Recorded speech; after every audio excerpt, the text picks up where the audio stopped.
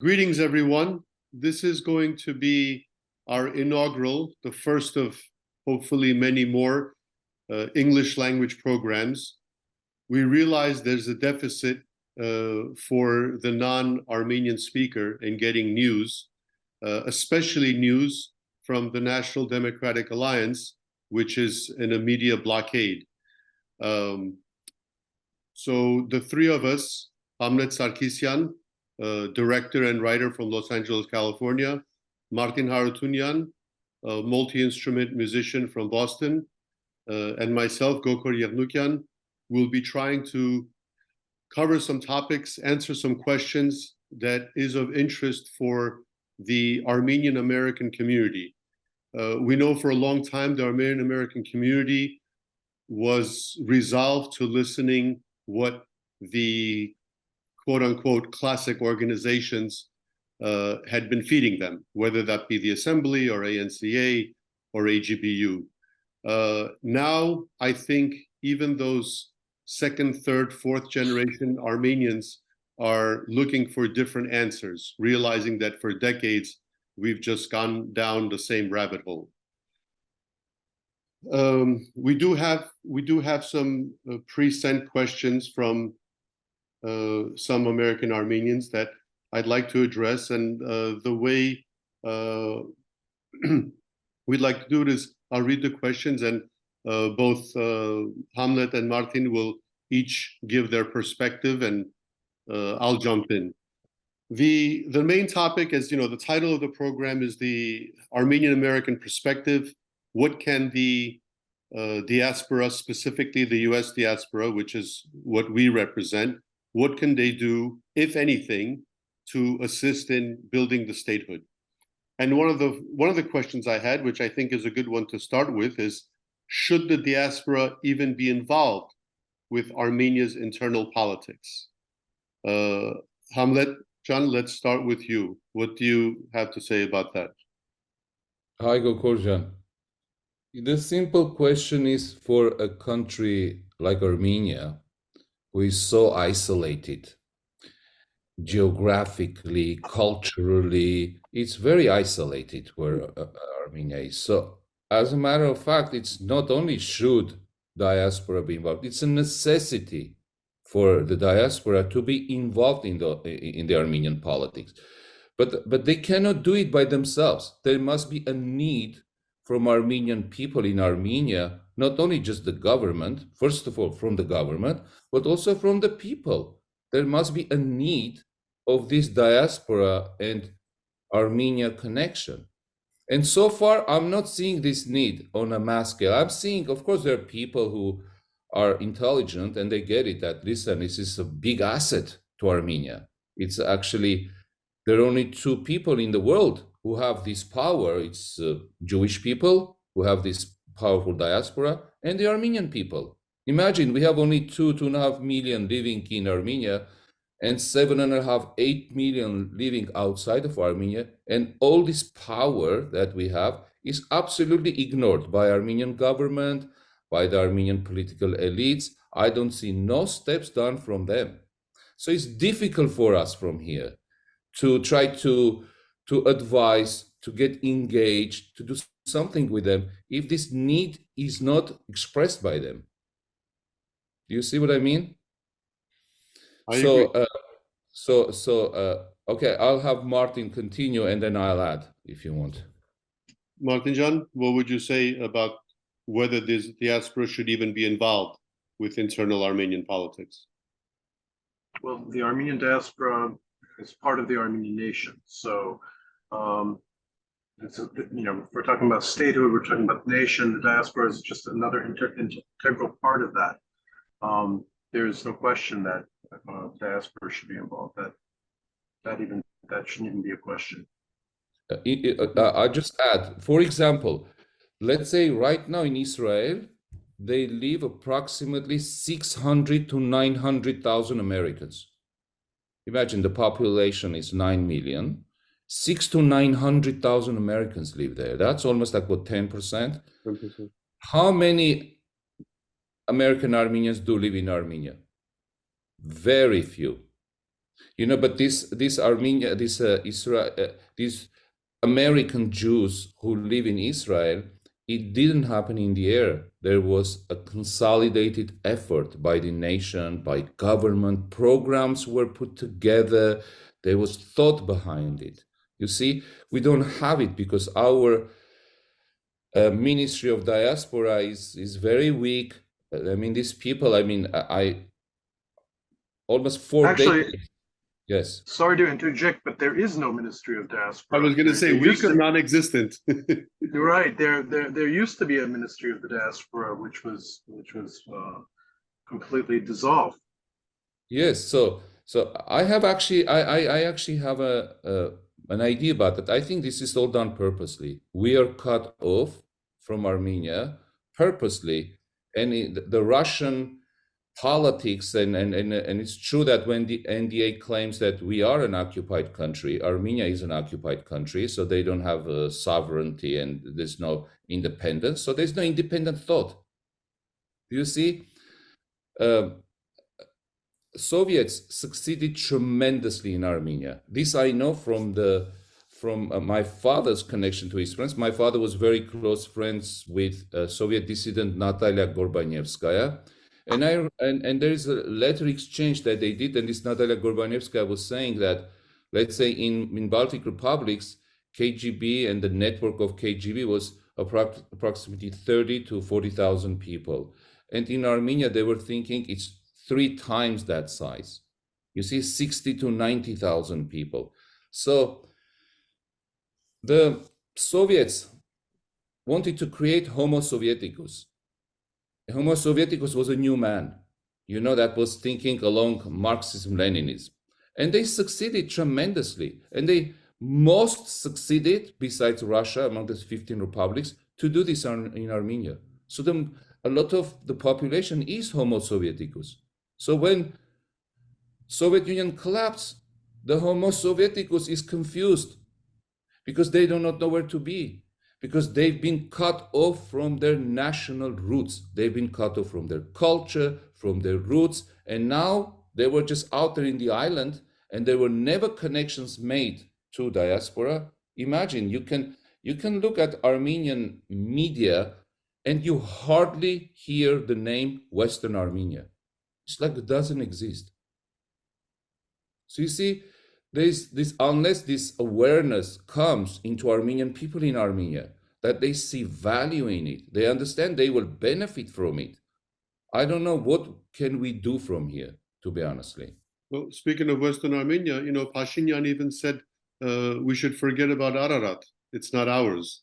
The one thing that almost every single Armenian has held as a symbol of our nation, Pashinyan overnight said, no, that's not ours. Let's forget about it. So if we forget about Ararat, the rest of Western Armenia is nonsense. Well, I'm glad, I have nothing to add to that. I'm glad we fill in that it's not only should we must. It's an obligation. And as Martin said, the diaspora is a part of Armenia, just like Artsakh is a part of Armenia, just like Western Armenia is a part of Armenia. The second question was an interesting one.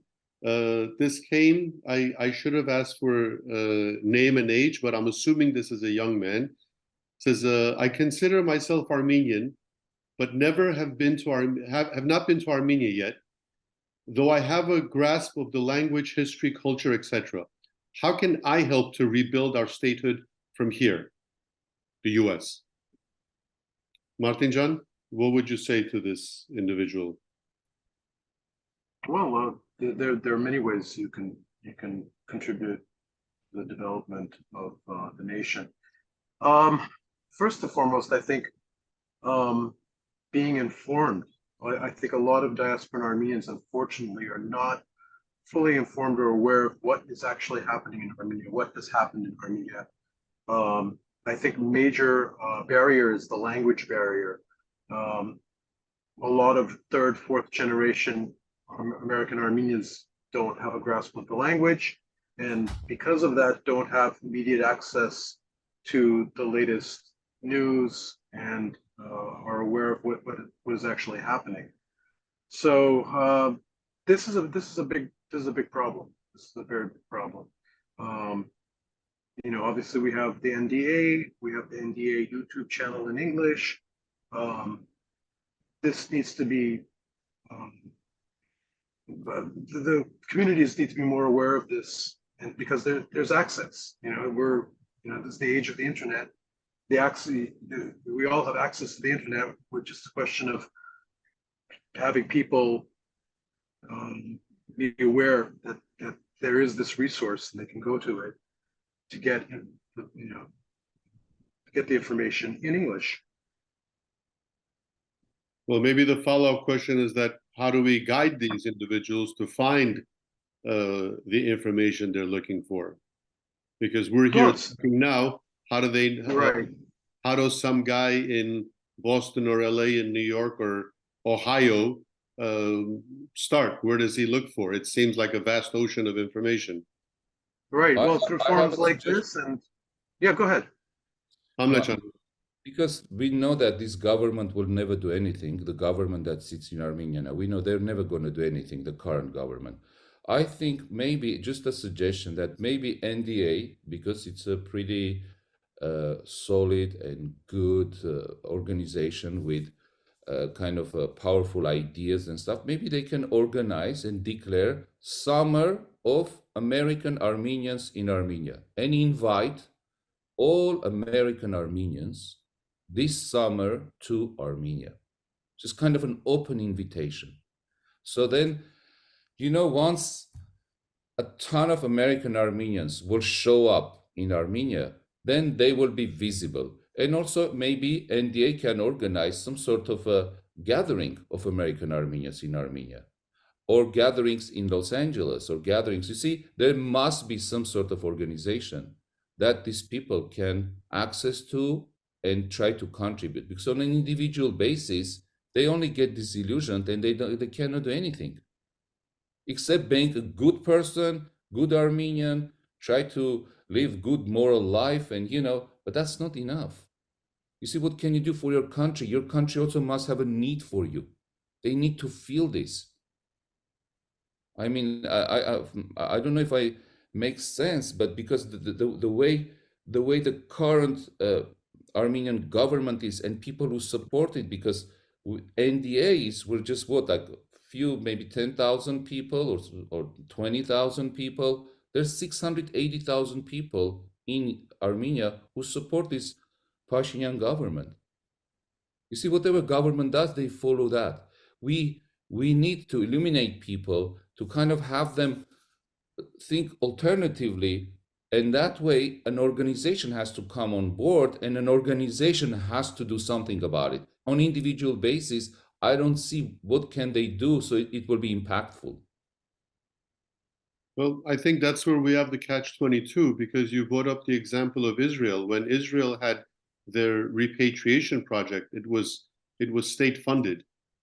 We've had birthright and these things, but some high school or college kid or a little bit older goes, spends a wonderful summer there, comes, has some good memories, but they forget about it. There's no direct tie. Whereas we know, I don't want to keep bringing up the Israel example, but it seems to be the most logical one.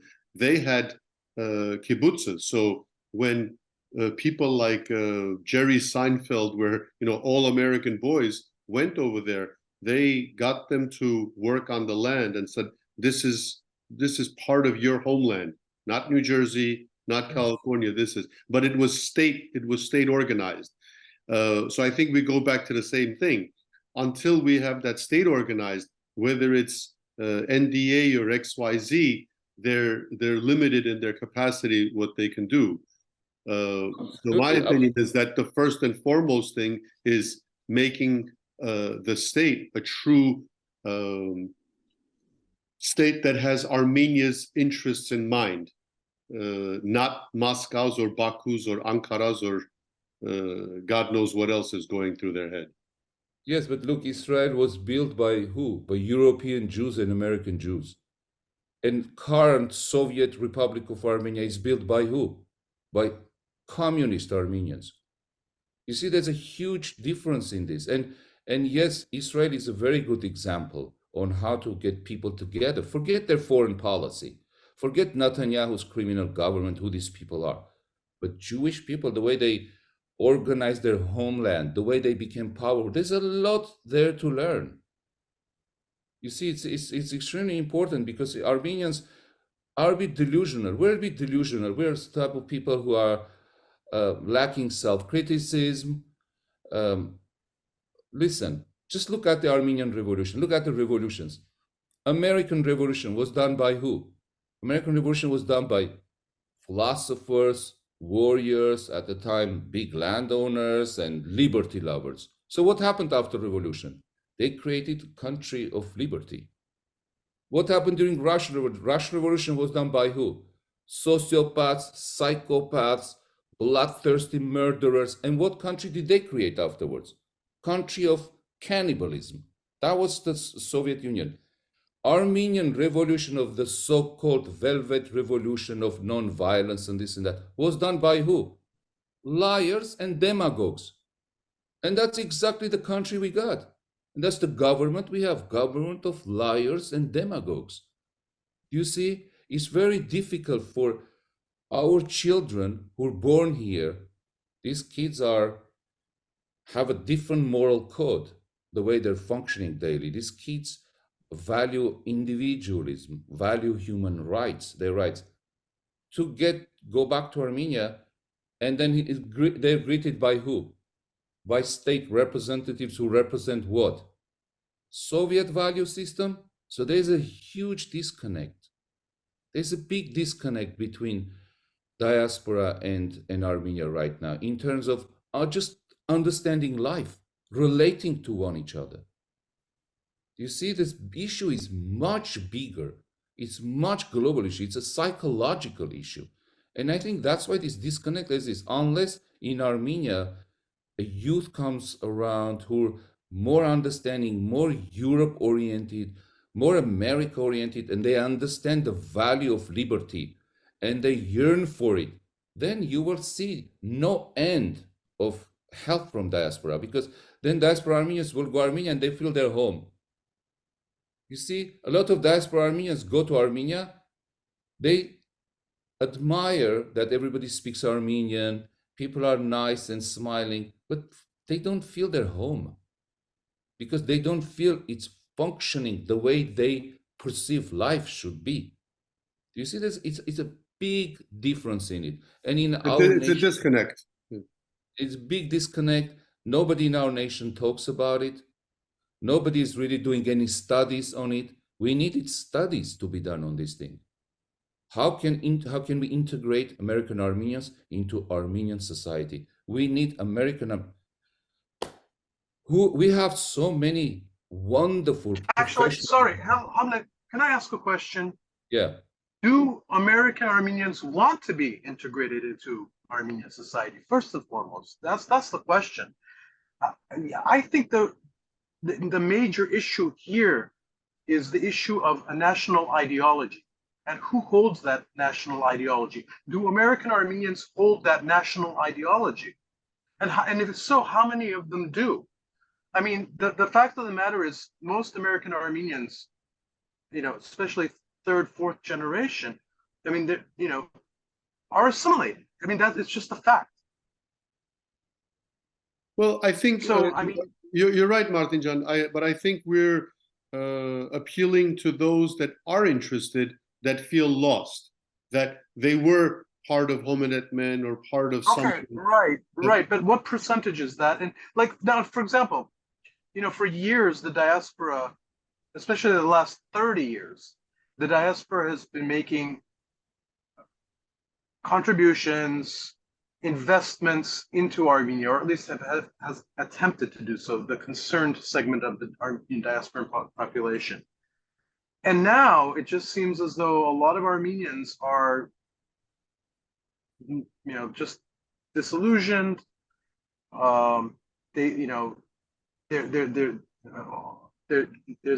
Seems to be no end to corruption. All the contributions that were made, what happened to those contributions? What good did it do? All the infrastructure and road building and the north-south highway, Artsakh, this and that. And now, you know, there's really nothing to show for any of that. So, I mean, there are so many issues here. You know, when we were trying to come up with a title for this conversation, you know, I suggested, you know, the American-Armenian perspective.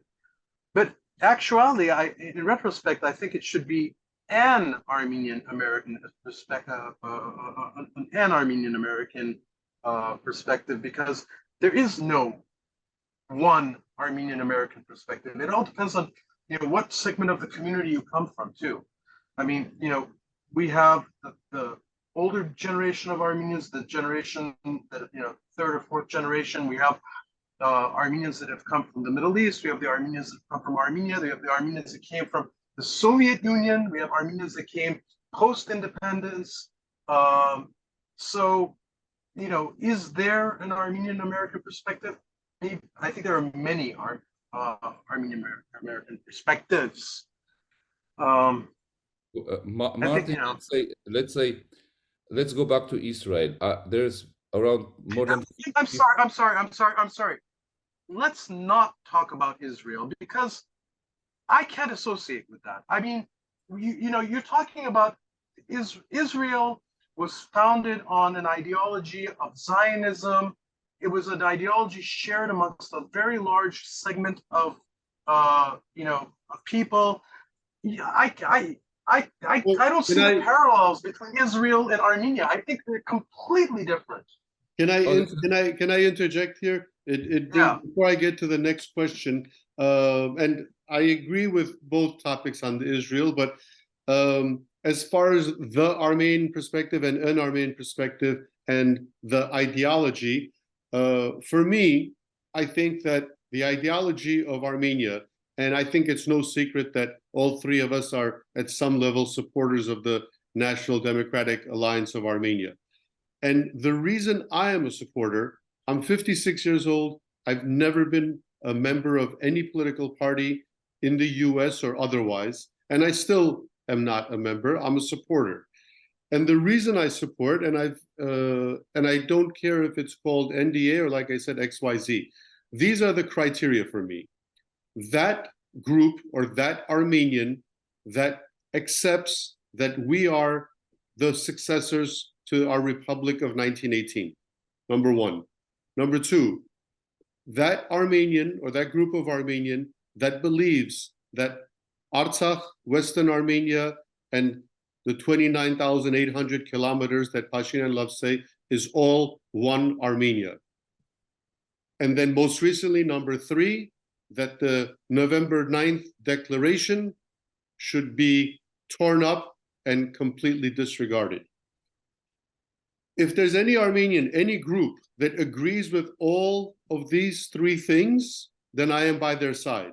Unfortunately, in all of Armenia, the only political force that is true to those three ideals, and for me, I mean, you could have fourth and fifth, is the National Democratic Alliance.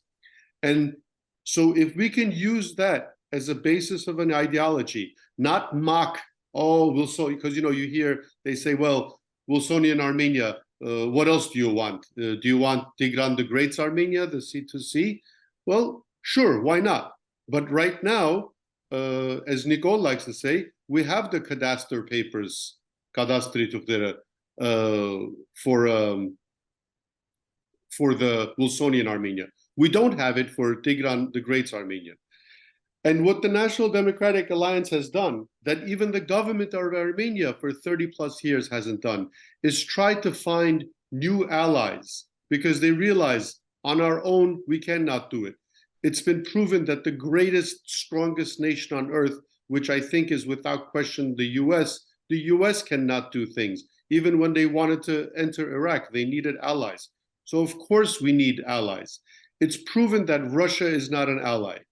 I don't think anybody doubts that. And it's pretty obvious that the West is trying to help us. And it is only the National Democratic Alliance that is trying to fortify that alliance, even though they are an opposition and not even inter-parliamentary opposition. They're an outside opposition. And just in the last 8 months of lobbying, their efforts have done more than 30 years of ANCAs or assemblies. I can't even call it lobbying. At best, it's advocacy. At worst, it's milking naive American Armenians for genocide recognition. And the reason I said this is to cover a few things, that if we can use this as a basis of ideology, so for Armenian Americans to unite around, that we are the successor state to the 1918 Republic. We only lost that statehood because we were occupied, not because of any other reason. Artsakh was torn away from us because we were occupied. Nichols signed the November 9th agreement because he is an occupied entity. He is not a leader of a sovereign nation. So I wanted to get in that. Your thoughts on that? And by the way, we have about 8 minutes left, so if we can do a couple of minutes each, and we'll look forward to more programs where we can cover a lot more. Hamletjan, any thoughts on what I mentioned? Well, I think that the issue is bigger issue than those three things that you have described. Those three elements are for people who are more daily looking into Armenian politics. Most of people in diaspora do not look daily. It's an idea. It's an idea of homeland. You see, I want people to be connected to their roots, an idea of a homeland. So the reason I was bringing the Israeli example, just for that reason, because many Jews went over there really not believing in Zionism.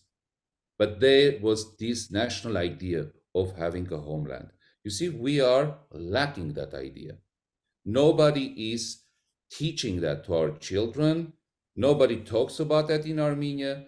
So the disconnect, the reason is not only just there is no ideology that connects us. The disconnect is because there is no moral code that connects us to each other. You understand that? We are disjointed from each other. We believe into different things. So a few specific things about Wilsonian Armenia and stuff. It's me, you, whoever daily looks into it, values that. But we need much bigger idea to invite people to Armenia, because only massive amount of people from diaspora going to Armenia will change Armenia. I really believe so. Otherwise, the way it's going right now, losing Artsakh and this supporting this government and stuff, I really don't see much hope. Unless there's a movement from diaspora to Armenia. Do you guys see any other way of changing things in Armenia? Well, I already spoke, so I'll let Martin answer, and if I have a moment, I'll try to wrap it up. Martin-Jan, regarding. I think change needs to come internally. Change needs to come internally. The people of Armenia have to want that change, and the NDA right now is the only real political force that's proposing such a change and has a roadmap, that has a plan, unlike a lot of other organizations, political parties that claim they want change, but they're not providing any kind of alternative or any kind of program or roadmap. So this is why the NDA is so important right now. And the NDA needs to be supported. It needs to be supported internally. Martin, Since you mentioned the roadmap, I'm sorry to interject. For the viewers, I wanted to let them know that if you are, because a lot of them say, well, what's the plan? What are they doing? You can easily go to BEVER, so that's AJBEVER.com. That is NDA's website, and there it's in Russian, English, and Armenian, and it has, aside from videos and photographs, it actually has a step-by-step roadmap, and it has it in two sections, one which is more detailed and one which is much simpler. So depending on how much time you have to read it. So it's funny because I told friends, well, what is the NDA doing? And I send them the link to the website, and then they say, well, who has time to read that? I said, first you said they don't have a plan. Now you're saying you don't have time to read it. So, and I understand, especially being in the US, the 9 to 5 no longer exists. We're very busy. But if your heart goes out and you are the American Armenian that wants to do something, at least take the time to familiarize yourself. And if you feel that it's all hot air to you, then of course move on. But before you make up your mind, at least see what these people are doing. I'm sorry, Martin, you can continue. No worries. I just wish we had more time to continue this conversation, because there's a lot of stuff to cover that we'll do it soon. We really didn't get a chance to. But a lot of American Armenians that I encounter have the attitude that, oh, well, those are great ideals, but we have to support the Pashinyan government because we have to support whatever government's in charge. And this attitude is, you'll find it amongst many diasporan Armenians. But it's kind of like saying, well, if you're Russian, then you have to support Putin. I mean, there's so much dissent against Putin outside of Russia, and that's why it's kind of absurd that when American Armenians are talking about, the supporting Armenia, they are automatically talking about supporting the current regime, regardless of what that regime or who that regime might be. So again, another long topic for discussion. That was actually one of the questions I didn't get to, but we'll cover that next time. The question was, Pashinyan seems to be headed in the right direction. Why don't we let him do what he wants? Wouldn't any interference cause greater problems? I'm sure we have our thoughts on that. Right. And as I said, we'll try to make this on a more regular basis. The three of us, like almost everyone else, we have families and we're very busy, but we will take the time. Please go on the website. Again, it's ajbever.com. They also have a Telegram channel and a Facebook page and Instagram. So there's different ways to look at. And as far as the English language, we'll try to have more content on the English language. The YouTube channel is National Democratic Alliance of Armenia. And Hamlet, Martin, I, and maybe others will be back soon. And Hamletjan, if you want to wrap up, we have 1 minute left to say a closing word.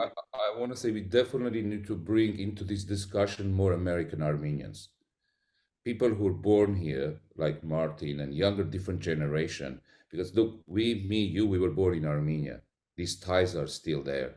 It's very important that our children's generation or one generation above us who were born here and they have the American outlook to life, to hear their opinions. What do they think? Let's say the thing that Martin said, why do they so blindly support Pashinyan government? I actually have an answer to that, but it's a long answer. We'll leave that for the next time. Absolutely. Thanks again, guys, and we'll see each other soon. Thank you, Gokor. Thank you.